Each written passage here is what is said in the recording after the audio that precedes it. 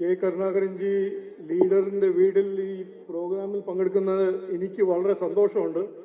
അദ്ദേഹത്തിനെ ഞാൻ ആദ്യം കണ്ടപ്പോൾ ഞാനൊരു യങ് ഓൺട്രപ്രണർ ആയിരുന്നു എത്രയോ കൊല്ലം മുമ്പ്. അന്നല്ല എൻ്റെ മനസ്സിൽ രാഷ്ട്രീയമോ അതൊന്നും ഉണ്ടായിരുന്നില്ല, ജനസേവയോ അങ്ങനെ ഒരു ഐഡിയ ഉണ്ടായിരുന്നില്ല. ഇന്ന് സംസ്ഥാന പാർട്ടിൻ്റെ പ്രസിഡന്റായ ഒരു ചുമതല കിട്ടിക്കഴിഞ്ഞ് ഇവിടെ വന്ന് ഈ പ്രോഗ്രാമിൽ പങ്കെടുക്കാൻ കഴിഞ്ഞതിൽ എനിക്ക് വളരെ സന്തോഷം. ഇന്നിവിടെ ടീം വികസിത കേരളം, BJPന്റെ ടീം വികസിത കേരളം ചേർന്ന എല്ലാവർക്കും എൻ്റെ സ്വാഗതം. എല്ലാവർക്കും എൻ്റെ ആശംസകൾ.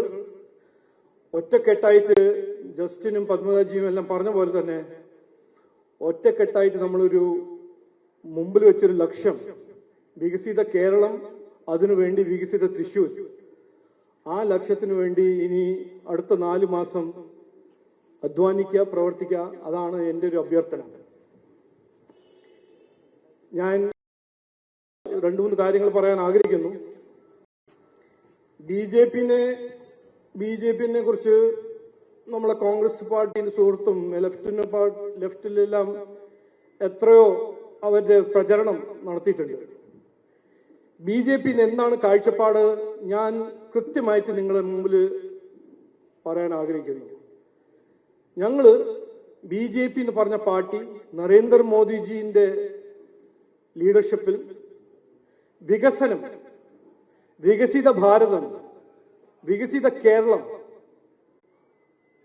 ആ ഒരു കാഴ്ചപ്പാട് യാഥാർത്ഥ്യമാക്കാനാണ് ഞങ്ങൾ പ്രവർത്തിക്കുന്ന ഒരു പാർട്ടി. ഞങ്ങളെ കുറിച്ച് 20-30 കൊല്ലമായിട്ട് ഒരു പ്രചരണം, ഞങ്ങൾ വർഗീയവാദി പാർട്ടിയാണ്, ഇതാണ്, മാങ്ങയാണ്, തേങ്ങയാണെന്നെല്ലാം പറഞ്ഞു നടക്കുന്ന ആൾക്കാരുണ്ട്. പക്ഷെ സത്യം എന്താണ്? എല്ലാവരുടെ ഒപ്പം എല്ലാവർക്കും വേണ്ടി വികസനം, അതൊരു ലക്ഷ്യം മുമ്പിൽ വെച്ച് അതിനു വേണ്ടി അധ്വാനിക്കാൻ പ്രവർത്തിക്കുന്ന ഒരു പാർട്ടിയാണ് BJPയും BJPന്റെ എല്ലാ പ്രവർത്തകരും. അപ്പോൾ വികസനം എന്താണെന്ന് ചോദിച്ചാൽ ജനങ്ങളുടെ പ്രശ്നങ്ങൾ പരിഹരിക്കുന്ന ഒരു വികസനം, നാടിന്റെ സാധ്യത യാഥാർത്ഥ്യമാക്കുന്ന ഒരു വികസനം, കുട്ടികളുടെ സ്വപ്നങ്ങൾ യാഥാർത്ഥ്യമാക്കുന്ന ഒരു വികസനം, അതാണ് ഞങ്ങൾ കാണുന്ന ഒരു വികസനം. വികസനം വലിയൊരു സ്റ്റേറ്റ്മെന്റ് അല്ലെങ്കിൽ വലിയൊരു മുദ്രാവാക്യം അല്ലെങ്കിൽ വലിയ അനൗൺസ്മെന്റ് ചെയ്ത് ഒന്നും ചെയ്യാത്ത വികസനമല്ല. പത്മരാജി പറഞ്ഞല്ലോ, നമ്മളിപ്പോ ഈ നാട്ടിൽ 65 കൊല്ലം 70 കൊല്ലം മാറി മാറി ഭരിച്ച, തൃശ്ശൂരും മാറി മാറി ഭരിച്ച CPM-ഉം കോൺഗ്രസിന്റെ ഭരണം കണ്ടിട്ടുണ്ട്, മനസ്സിലാക്കിയിട്ടുണ്ട്. കഴിഞ്ഞ 11 കൊല്ലം നരേന്ദ്രമോദിജി ഇന്ത്യനെ എവിടുന്ന് എങ്ങോട്ട് കൊണ്ടുപോയി എന്ന് നമുക്ക് നന്നായിട്ട് കൃത്യമായിട്ട് അറിയാം. ഇന്ത്യ എങ്ങനെ കുതിച്ച ചാട്ടം, ഒരു വികസിത ഭാരതം അദ്ദേഹം സൃഷ്ടിക്കുമ്പോൾ നമുക്കൊരു വികസിത കേരളം വേണ്ടേ? ഇന്ത്യ ഇങ്ങനെ മുമ്പോട്ട് പോകുമ്പോൾ കഴിഞ്ഞ 9, 10, 15 കൊല്ലം നമ്മുടെ നാട് പിന്നിൽ പോകുന്നു. ഞാൻ ഇത് രാഷ്ട്രീയത്തിന് വേണ്ടിയല്ല പറയുന്നത്, ഞാൻ ഒരു ഫാക്റ്റായിട്ട് മുമ്പോട്ട് വയ്ക്കുകയായിരുന്നു. ആരോഗ്യ മേഖലയാണോ, വിദ്യാഭ്യാസ മേഖലയാണോ, തൊഴിലാണോ, വിലക്കയറ്റമാണോ, എന്ത് മെട്രിക് നോക്കിയാലും ഇന്ന് കേരളം ഇന്ത്യന്റെ ആ ലിസ്റ്റിൽ ഏറ്റവും പിന്നിലാണ്. ഏറ്റവും കൂടുതൽ വിലക്കയറ്റം എന്തിനാണ് നമ്മുടെ നാട്ടിൽ? ഏറ്റവും കൂടുതൽ തൊഴിലില്ലായ്മ എന്തിനാണ് നമ്മുടെ നാട്ടിൽ? കടം എടുക്കാതെ മുമ്പോട്ട് പോകുന്ന ഒരു സ്ഥിതി എങ്ങനെ നമ്മൾ ഇവിടെ എത്തി? ഇതെല്ലാം ചോദിക്കേണ്ട കാര്യങ്ങളാണ്.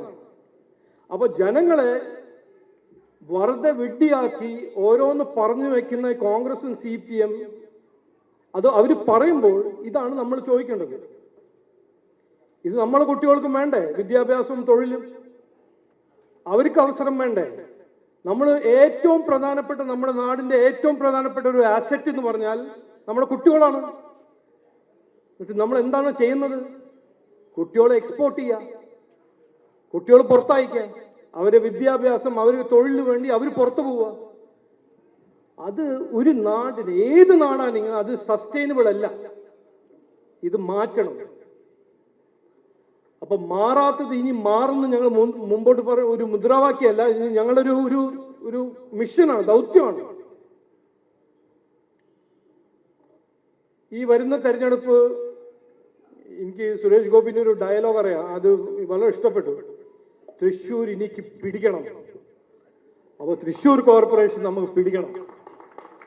കാരണം നമുക്ക് വികസനം ജനങ്ങൾക്ക് കൊടുക്കണമെങ്കിൽ, വികസനം ഇവിടെ കൊണ്ടുവരണമെങ്കിൽ അധികാരത്തിൽ BJP വരണം. BJPയിൽ അധികാരത്തിൽ വന്നാൽ മാത്രമേ വികസനം നടക്കുള്ളൂ. ഇതൊരു സത്യമാണ്, ഇതൊരു ഫാക്റ്റാണ്.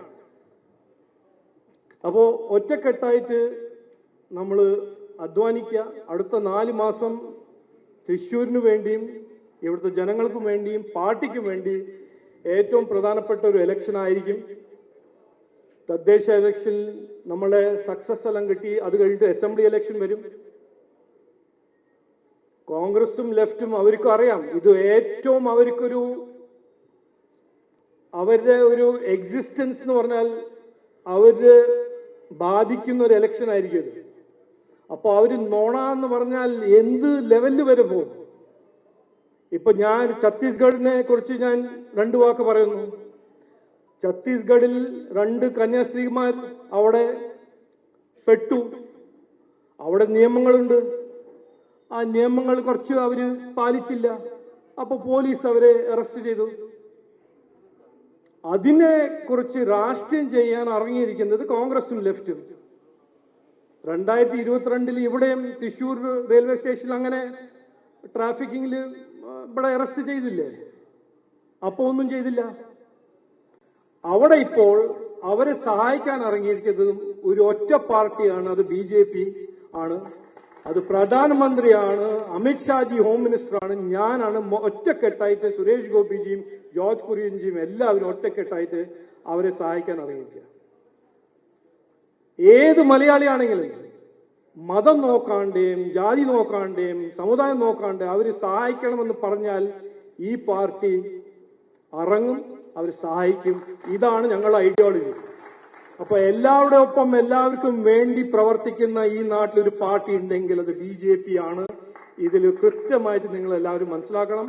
അതാണ് ഞങ്ങൾ ഇന്നത്തെ സത്യം. അവസാനം ഞാൻ ഒരിക്കൽ കൂടി പറയുന്നു, ഈ വരുന്ന തെരഞ്ഞെടുപ്പ് അധികാരത്തിൽ വരാൻ ഒരു അവസരമാണ്. അതിനുവേണ്ടി എല്ലാവരും ഒറ്റക്കെട്ടായിട്ട് ലീഡർഷിപ്പിന്റെ ഒപ്പം പ്രവർത്തിക്കുക. പുതിയ വരുന്ന പ്രവർത്തകരെല്ലാം നന്നായി ഒറ്റക്കെട്ടായിട്ട് അവരെ ഇൻവോൾവ് ചെയ്യുക എന്നാണ് എൻ്റെ ഒരു ആഗ്രഹം. ഞാൻ ഞങ്ങളുടെ വികസിത കേരളം കൺവെൻഷനിൽ പറഞ്ഞ ഒരു കാര്യം ഞാൻ ഇന്ന് പറയുന്നു. BJPന്റെ ലീഡർഷിപ്പ് നിങ്ങൾ 100% അധ്വാനിച്ചാൽ BJPന്റെ ലീഡർഷിപ്പ് 500% അധ്വാനിക്കാൻ തയ്യാറാണ്. ഒറ്റക്കെട്ടായി നിങ്ങൾ ഒപ്പം അധ്വാനിക്കും. ഞങ്ങൾ റൂമിൽ TV കണ്ട് റീൽസ് ഉണ്ടാക്കുന്ന പാർട്ടിയല്ല, അത് കോൺഗ്രസ് പാർട്ടിയാണ്. ഞങ്ങൾ വാഗ്ദാനം കൊടുത്ത് വാക്ക് പാലിക്കാത്ത പാർട്ടിയല്ല, അത് CPM ആണ്. ഞങ്ങൾ വാഗ്ദാനം കൊടുത്താൽ അതിനുവേണ്ടി അധ്വാനിച്ച് വാക്ക് പാലിക്കുന്ന ഒരു പാർട്ടിയാണ് നരേന്ദ്രമോദിജിയുടെ BJP ആണ്. ഇത് പറഞ്ഞ് ഞാൻ വാക്ക് ചുരുക്കുന്നു. എല്ലാവർക്കും നമസ്കാരം, നന്ദി, ഒരിക്കൽ കൂടി സ്വാഗതം.